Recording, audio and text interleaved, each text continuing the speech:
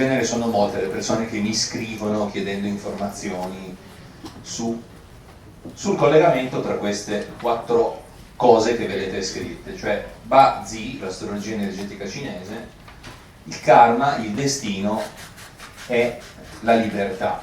Quindi in sostanza è un po' come chiedersi, ma dal punto di vista, diciamo, formale dell'astrologia, cosa si dice riguardo a questi aspetti e al rapporto tra questi 4 aspetti.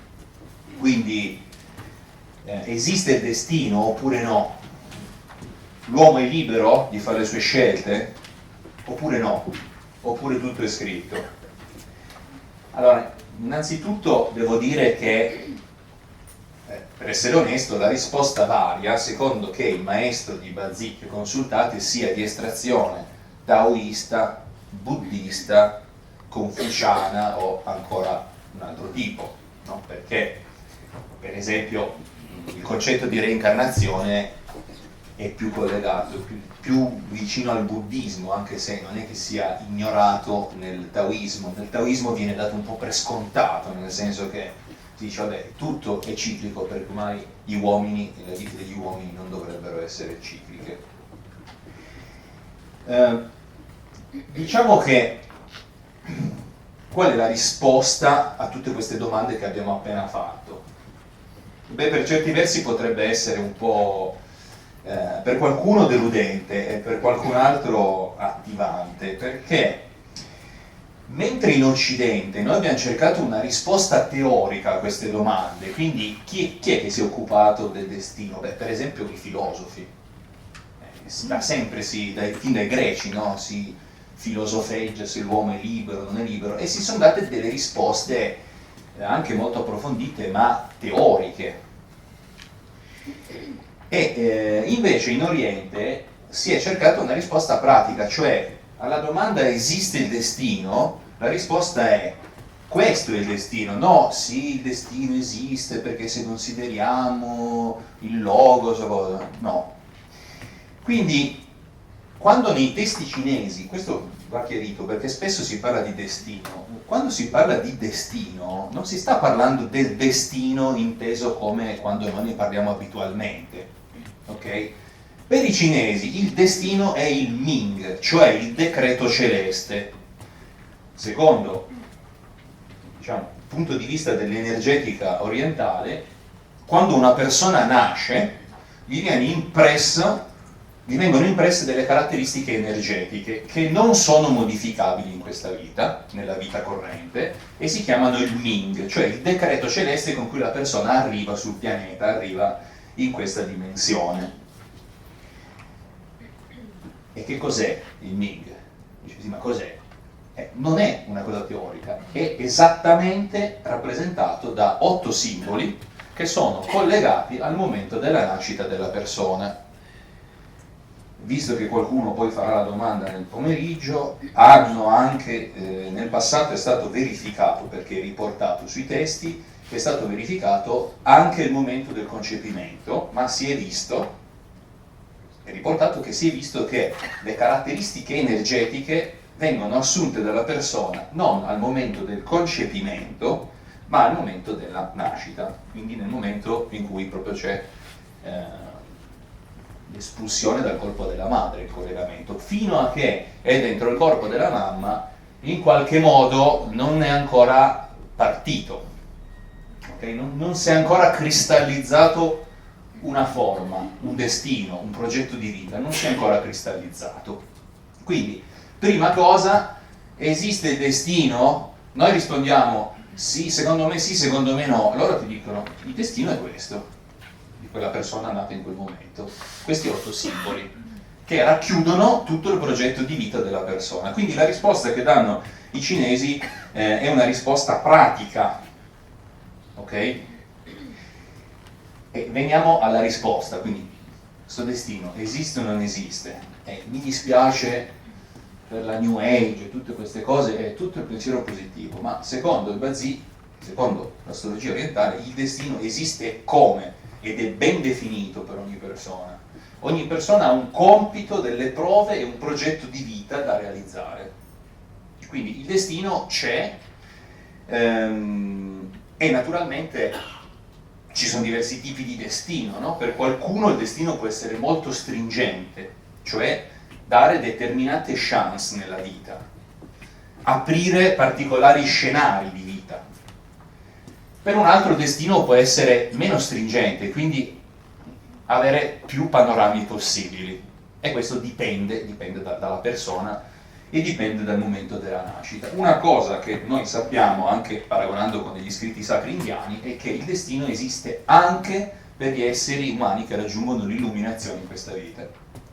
Anche loro hanno un destino, perché essendosi incarnati in un corpo e avendo assunto una struttura energetica, quella struttura energetica li influenzerà comunque. Quindi non è una roba che si supera, è una cosa che, diciamo che dopo aver raggiunto un certo livello di consapevolezza, gli eventi accadono ma la persona non è più coinvolta, ma gli eventi e le situazioni accadono comunque, ed è per questo che molti illuminati, se voi leggete le cronache, fanno spesso dei gesti assurdi, che non hanno quasi senso, ma perché sono gesti per compiere il loro destino, che comunque c'è. Ok? Ma che cos'è il destino? Allora andiamo a dirlo meglio. Cioè, tutto è prefissato? Ogni respiro che facciamo? Ogni parola che sto dicendo, anche con l'errore di dizione, è tutto scritto? No, in realtà no, non è questo il tipo di destino di cui ci parla la metafisica cinese. Non sono nemmeno interessati a questo tipo di sottigliezze. Il destino, da questo punto di vista, è come una strada tracciata che la persona può seguire. Potremmo dire che il destino è il panorama in cui si muove la persona. Se in questo panorama non c'è mai il mare, la persona non troverà mai il mare, perché non fa parte del suo panorama. Ma se c'è, può trovarlo. Non è detto che lo trovi, ma è previsto che questa possibilità è prevista nel suo destino. Potremmo dire che il destino è il territorio che si percorre nella vita inteso in senso temporale, cioè muovendosi nel tempo è come un territorio di mia competenza, è come una mappa il destino. Una mappa è da un lato è una mappa, da un altro è proprio un territorio in cui io mi trovo a agire, a essere vivo. Che cos'è però in pratica il destino giorno per giorno? È andare a fare colazione proprio in quel bar a quell'ora lì? No, non riguarda queste cose. Il destino riguarda alcuni eventi chiave nella vita, alcune situazioni, alcune prove, alcuni momenti in cui noi dobbiamo essere lì, e saremo lì, e dobbiamo fare qualcosa. Dobbiamo compiere un gesto, si dice. Possiamo anche non compierlo, ma siamo messi nella situazione di confrontarci con una data prova o un dato evento o una situazione, non per forza negativa, non è che sia tutto negativo, e dobbiamo confrontarci con questa situazione. Naturalmente, come ho detto, il destino non è sempre sfortunato. È chiaro che noi facciamo molto più attenzione quando il destino è difficoltoso, perché chiaramente c'è più pericolo sotto tutti i punti di vista. Pericolo non è tanto un pericolo di morte, è un pericolo di venire, diciamo, colpiti dalla vita, di prendere un colpo troppo forte, quindi non riuscire poi più a riprenderci. Il problema che noi abbiamo è che di solito la gran maggioranza di noi nei periodi favorevoli non dà peso alle cose, le cose vengono date un po' per scontate, cioè nessuno, che le cose vanno bene in un periodo, nessuno lo nota in modo particolare, però le cose vanno bene. E spesso nei periodi favorevoli, anche perché magari noi non sappiamo di essere in un periodo favorevole, non approfittiamo al massimo delle chance che abbiamo, magari solo al 30%. Però pensa se uno ti dicesse: guarda che nei prossimi 5 anni è il momento migliore della tua vita, il massimo che puoi dare e tutto quello che puoi realizzare lo puoi realizzare nei prossimi 5 anni. E beh, allora a quel punto uno dice, vabbè, se do una certa credibilità a chi sta parlando, beh, insomma, allora ci penso un attimo come non sono 5 anni normali, per dire, no? Ok? Perché siamo un po' così che sciupiamo i momenti buoni e poi spesso nei momenti sfavorevoli ci lamentiamo che le cose vanno male, perché lo facciamo tutti, non è che sia un segreto. E perché noi non sappiamo come fare a capire i momenti favorevoli, i momenti in cui bisogna lanciarsi con un progetto di qualunque tipo, che sia un progetto di relazioni, di amore, di lavoro, di sviluppo personale, qualsiasi cosa. O quando invece è meglio aspettare, è meglio non far prendere iniziative, o magari in un certo ambito di vita è meglio lasciar stare certe cose. Non lo sappiamo. Noi possiamo solamente intuirlo.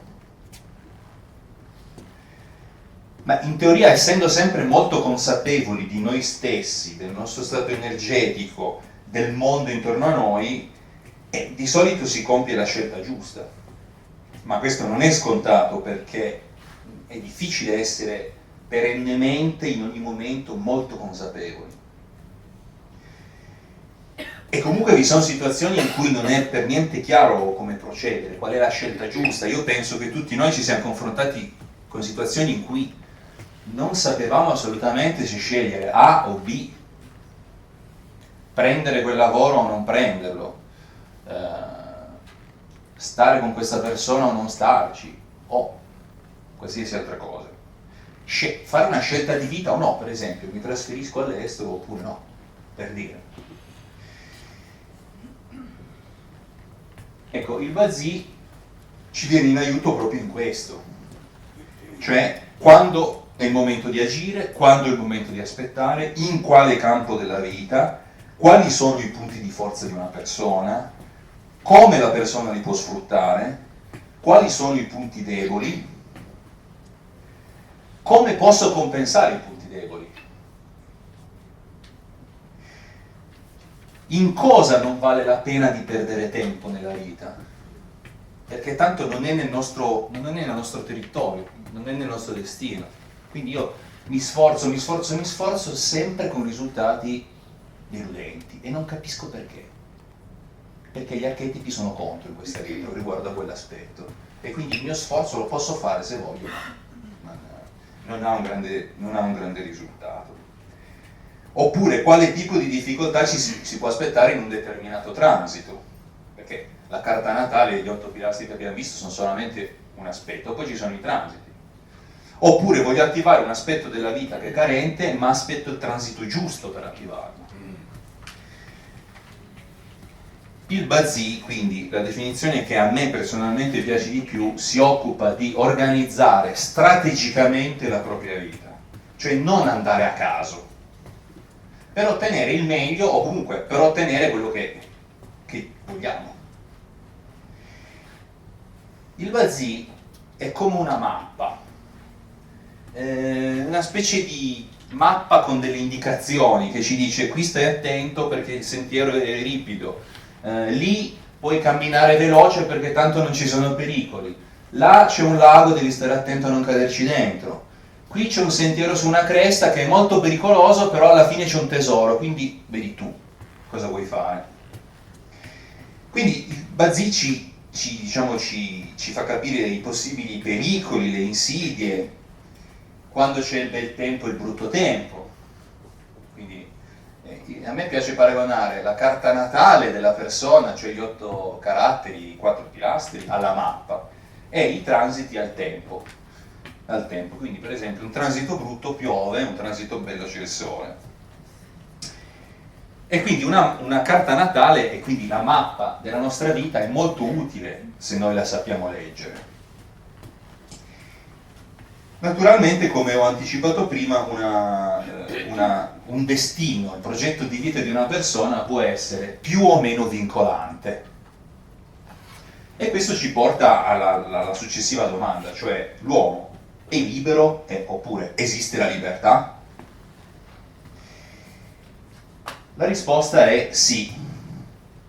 Anzi, la risposta corretta è sì. L'uomo è completamente libero e esiste il destino completamente determinato. Questa è la risposta corretta.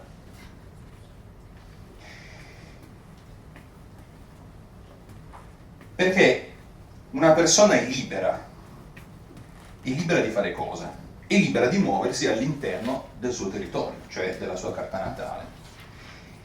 In realtà può fare anche di più, perché per esempio una persona può rifiutare il suo destino e tutto quello che fa, tutto quello che è sempre stato fatto. Per esempio chi in Occidente si ritirava in un'abbazia, in Oriente diventava un monaco. E diventare un monaco, quindi alle dipendenze di qualcuno che ha il totale controllo su di te, che è l'abate del monastero, insomma, quello che sia, ecco, questo significa rifiutare il destino. Cioè io non prendo più decisioni, la mia carta natale te la metto sul tavolo e faccio quello che mi viene detto.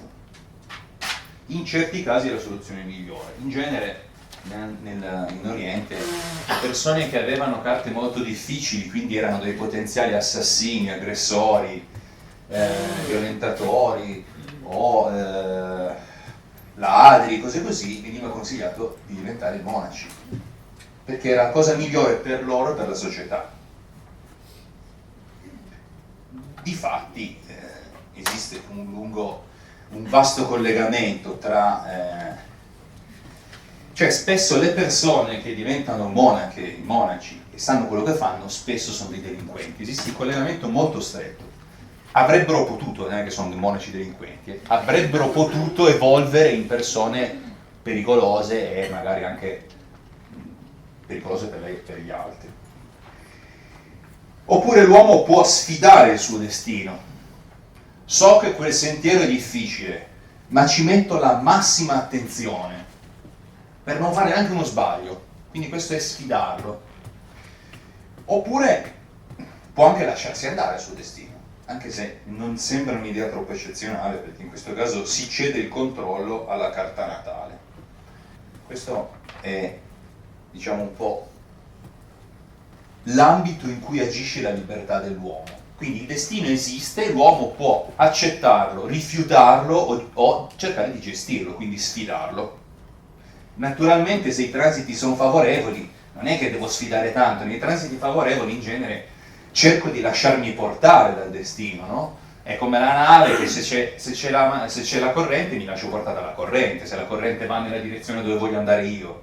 È inutile lottare con questa cosa, no? Il problema è gestire altri tipi di transito.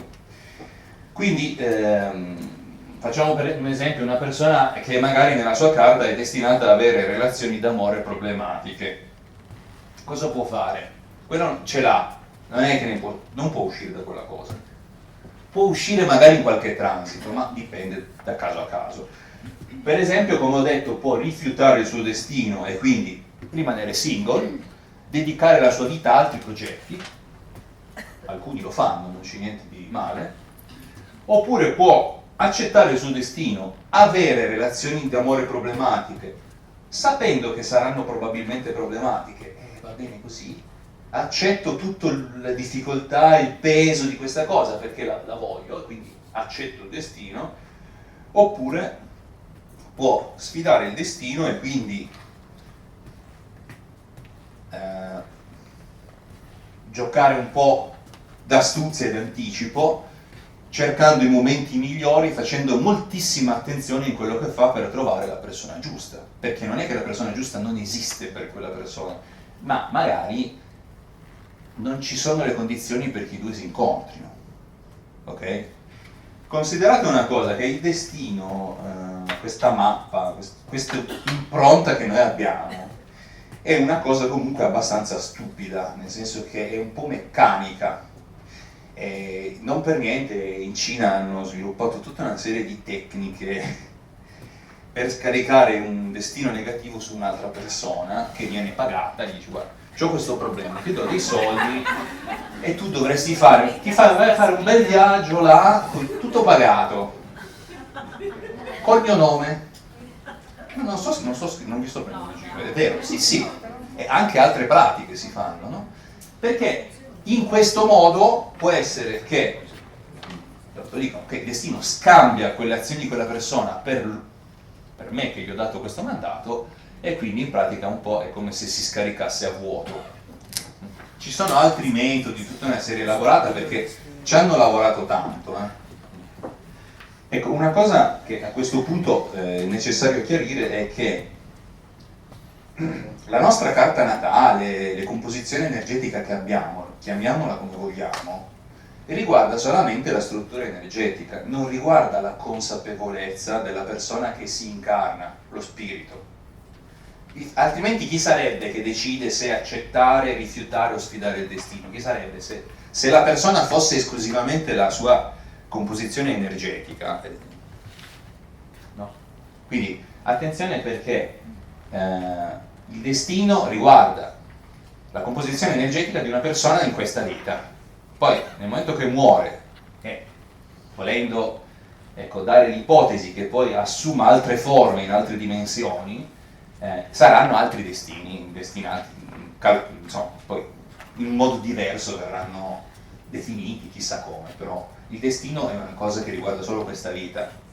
Cioè, poi possiamo portarci, e lo vedremo fra un attimo, delle cose dalle vite, diciamo, altre vite, ma in generale nel momento della morte, diciamo che questo sigillo, questo Ming viene dissolto e si scioglie. Chiarito questo aspetto sulla libertà, viene però allora un'altra domanda, cioè ok, vabbè, il destino c'è, ma perché? Perché c'è il destino? E sostanzialmente noi non sappiamo, di queste cose non sappiamo nulla con una certezza assoluta, non ci sono prove scientifiche, ci sono ipotesi di lavoro, ci sono resoconti, ci sono discussioni di maestri, ma sostanzialmente il destino esiste per due motivi principali, perché nel momento in cui noi assumiamo una forma fisica e assumiamo quindi anche delle caratteristiche energetiche, è come se il nostro spirito si cristallizzasse in una forma, e a quel punto la forma influenza anche lo sviluppo, quello che farà questo spirito. Ok? È un po' come dire che se io compro un'automobile che è un 4x4, ma potrò andare anche in montagna, sulle strade sterrate, eccetera. Però a volte invece io ho la cabriolet o una macchina d'autostrada, e è meglio che non vada in montagna perché rischio di romperla. Quindi diciamo così che c'è la prima cosa è lo spirito si fissa, quindi nel momento che si fissa, quegli archetipi che vengono fissati influenzeranno lo sviluppo, così come guidare un certo tipo di automobile influenza il tipo di posti dove puoi andare. E seconda cosa, a causa del karma. E quindi questo ci porta alla domanda: che cos'è il karma? Allora, è molto difficile dare una risposta di tipo razionale, perché siamo in domini che non ricadono molto sotto un'analisi razionale. Comunque, tecnicamente il karma passato è compreso nella carta natale, ma dal momento della nascita in poi anche la stessa carta natale assunta diventa parte del karma, perché diventa un presupposto della nostra vita. Noi non abbiamo delle prove dirette irrefutabili dell'esistenza di vite passate, anche se abbiamo molte prove dell'esistenza di vite passate, però non sono assolute. Ma comunque il concetto di reincarnazione è molto antico e si trova non in tutte le culture, ma in molte. Possiamo dire che il karma quindi è il residuo positivo o negativo delle nostre azioni che abbiamo compiuto. Ecco, a me piace dire, più che dire in vite passate, siccome non sappiamo nemmeno se esiste il concetto di tempo in questi ambiti, azioni compiute in diversi stati di esistenza. Più di così non possiamo essere precisi senza entrare poi in punti di vista personali, e chiaramente ognuno è libero di avere il suo punto di vista. Ora, il karma chiaramente può essere anche positivo, però noi tutti siamo di solito molto più preoccupati di quello negativo, Questo è un problema, perché in realtà anche sapere il karma positivo è meglio. Parlavo adesso con una persona che nella sua carta natale aveva molte stelle collegate all'insegnamento e all'istruzione. Questa persona, appena finito i transiti favorevoli nella vita, non ne avrà più riguardanti questo, mi ha detto: io ho sempre pensato di insegnare o fare l'istruttore, però non mi sono mai lanciata. È peccato, perché eri proprio portata. Ha fatto tantissime altre cose che non le hanno dato soddisfazione e non ha fatto la cosa per cui era portata.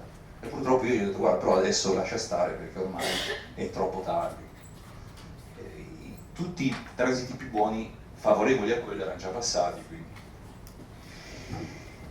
Il karma negativo da cosa è composto? È composto da, perché fa paura il karma negativo, ma in realtà è composto da prove che dobbiamo affrontare, che possono essere più o meno difficili, situazioni che dobbiamo testimoniare, cioè dobbiamo essere lì presenti in quella situazione, anche se non facciamo nulla, ma è previsto che siamo lì, che parliamo con quella persona, che litighiamo con quell'altra, che incontriamo una certa persona in un certo luogo e cose di questo tipo. Oppure il karma, scusate, possono essere dei lunghi periodi difficoltosi o quasi di punizione, nel senso che ci possono essere proprio aspetti nella carta natale molto forti che indicano dei periodi in cui la persona farebbe meglio a rinchiudersi e meditare sulle proprie scelte di vita, e in questo modo minimizzerebbe gli aspetti negativi del karma, perché il karma ti dice: guarda, è meglio se stai 2 anni per i fatti tuoi e pensi a cosa hai fatto. E spesso non lo facciamo, e anche perché come culturalmente non siamo predisposti per questo tipo di cose. Siamo più predisposti che vado, il prete mi dà la soluzione, lo so che non è che tutti sono cattolici, però mentalmente è da 2000 anni che abbiamo sta idea in testa, no? Invece non c'è nessuna soluzione per nessuno, questa non c'è. Di fronte al nostro destino nessuno ti può assolvere. Tu ti puoi assolvere, ma il destino deve essere d'accordo. Per una persona possono essere anche previste una o più prove karmiche, alcune fondamentali, altre più piccole. E secondo la difficoltà, secondo i casi, possono essere molto difficili da superare oppure più facili. Però la cosa, diciamo, che può essere stimolante: più la prova è difficile, più è difficile superarla, ma se si supera il premio è molto alto. In genere c'è un premio in consapevolezza, cioè la persona, io l'ho proprio visto, cambia il concetto di sé, il concetto della vita, e poi a seguire una serie di ricadute che possono essere miglioramenti di ricchezza, delle relazioni, perché cambiando la consapevolezza di se stessi si cambiano poi anche il rapporto col mondo esterno. Dunque, ultima cosa, volevo parlare ancora velocemente un pochino delle leggi del karma, perché io è da tanti anni che faccio una ricerca, anche confrontando le carte natali di nonni, padri, figli, nipoti, quindi vedere un attimo, e ci sono delle cose veramente notevoli che si trovano, ma le leggi del karma sono abbastanza diverse da quello che di solito viene riportato. Almeno io vi propongo una cosa un po' differente, no? Per esempio, una cosa che ho scoperto è che quando una persona ha uno squilibrio di un tipo, mettiamo una persona violenta, tenderà a reincarnarsi in una persona sempre più violenta, e questo succederà molte volte. Gli viene dato molte volte l'opportunità di diventare consapevole di come si comporta. Solo dopo tante volte in cui ha sperimentato l'essere violento passerà all'opposto con la bilancia, e quindi diventerà una vittima di qualcuno di molto violento, ma in realtà per la gran parte diventerà ogni volta sempre più violento, perché è una questione di disattenzione, no? Sono disattento, non mi rendo conto di quanto la mia violenza rechi danno agli altri. Noi siamo qui spesso per 2 motivi principali in questo mondo, in questo pianeta, in questa dimensione. Perché siamo stati disattenti o perché siamo stati ignoranti. Quasi il 95% dei problemi che abbiamo derivano da ignoranza delle cose o disattenzione verso il mondo e gli altri. Allo stesso modo, una persona sottomessa, una persona debole, vittima, non diventerà nell'altra vita un carnefice, sperimenterà sempre di più l'essere vittima, fino a livelli insostenibili. Solo dopo farà il salto e passerà dall'altra parte. Ma si spera che si accorga prima che, insomma, c'è una sua componente nell'essere vittima. Quali sono le cose che possono generare un karma negativo? Anche qui le cose sono un po' diverse da quello che usualmente si sente dire. Principalmente sono appunto l'ignoranza, cioè fare delle cose che hanno delle conseguenze negative per altri senza rendersene conto. No? Ricordate che di solito la sofferenza di questo mondo per gran parte è una sofferenza gratuita, cioè di persone che non si rendono bene conto delle conseguenze delle loro azioni. Magari ci rendessimo conto, perché se uno ti fa male consapevolmente è molto meglio per lui e per te.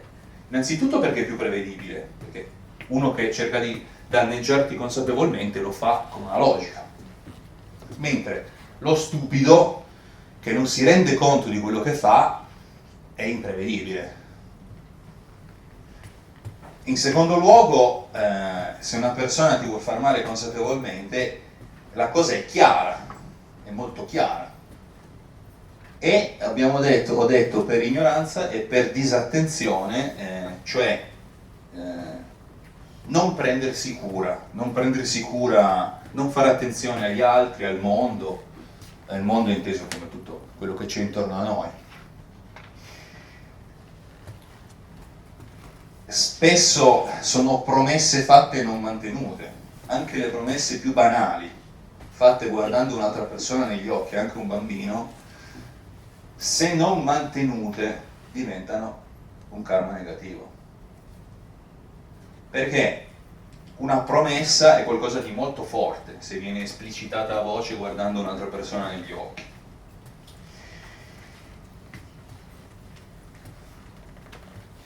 Insomma, poi c'è tutta una lista di cose negative, ma più o meno insomma, le avete immaginate quali possono essere.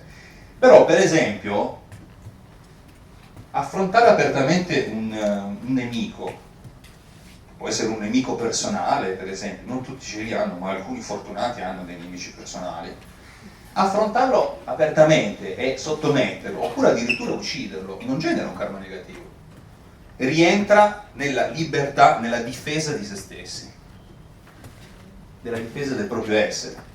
Quindi è una cosa che se non viene fatta con abuso, se non viene fatta con cattiveria, se non viene fatta con violenza gratuita, rientra nella normale diritto di difesa di qualsiasi animale che si difende da un altro animale che lo aggredisce. Non genera un karma negativo. Non è che se siamo più buoni il nostro karma è più buono, non è quello il punto, è se siamo più trasparenti e onesti con noi stessi che il karma è più buono, perché esiste il karma. L'ultima domanda che abbiamo, io vi propongo un'interpretazione che dopo vari studi, confrontando più fonti, mi sembra la più credibile e anche abbastanza semplice. Beh, il mondo intorno a noi, quindi le altre persone, tutti gli altri esseri viventi, ma anche proprio il pianeta e tutto quanto, sono tutti collegati, no? Siamo collegati da una enorme rete di relazioni che si sono sviluppate in miliardi di anni dall'inizio della formazione del pianeta, andando avanti. Relazioni tra esseri viventi, relazioni tra esseri viventi e pianeta, relazioni tra tipi di esseri viventi, piante, animali, esseri umani, eccetera. E quindi anche il mondo sociale, no? Il mondo sociale in questo caso umano. Tutte queste cose sono collegate e ognuno ha un progetto di vita. Non sappiamo perché è così, però effettivamente le prove che e così ci sono. Ma siccome ognuno ha un progetto di vita, esiste anche un progetto di vita più grande. Noi non conosciamo bene, lo possiamo solo intuire o ricercare con la meditazione personale qual è il fine ultimo, comunque il progetto più grande che si deve sviluppare. Però noi possiamo essere paragonati come delle cellule di un corpo più vasto. E quindi anche se le cellule, ognuna, ci sono cellule anche tra loro molto differenti, no? In un corpo che svolgono diverse funzioni, beh, comunque anche se sono differenti, ogni cellula ha un suo compito ben specifico. E se questa cellula non svolge il suo compito, per il corpo ci sarà un problema, perché la cellula è subordinata al corpo, non è il corpo subordinato alla cellula. Quindi cosa farà il corpo in grande? Cercherà di controllare, di bloccare o addirittura distruggere quella cellula, perché sta creando un problema. Quindi il karma e il destino è anche un po' la risposta alla nostra azione sul mondo. Tutto quello che noi lasciamo in sospeso con questo grande organismo di cui facciamo parte, che potremmo chiamare natura, potremmo chiamare in un altro modo, costituisce il karma, quello che lasciamo in sospeso, cioè il compito non finito o fatto male. E questo chiaramente dovrà essere poi sistemato e le leggi vogliono che tocchi a noi sistemare quello che abbiamo lasciato in sospeso o abbiamo fatto male. Poi, come ho già detto, ci sono dei trucchi, si può, però in generale tocca a noi. Quindi capite quanto è importante, anche da questo punto di vista, sapere, conoscere il proprio progetto di vita e sapere se ci sono dei problemi quali sono.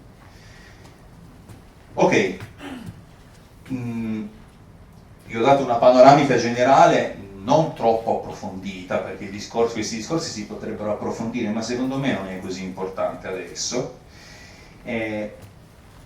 Quindi il Bazi è la scienza orientale che studia il destino e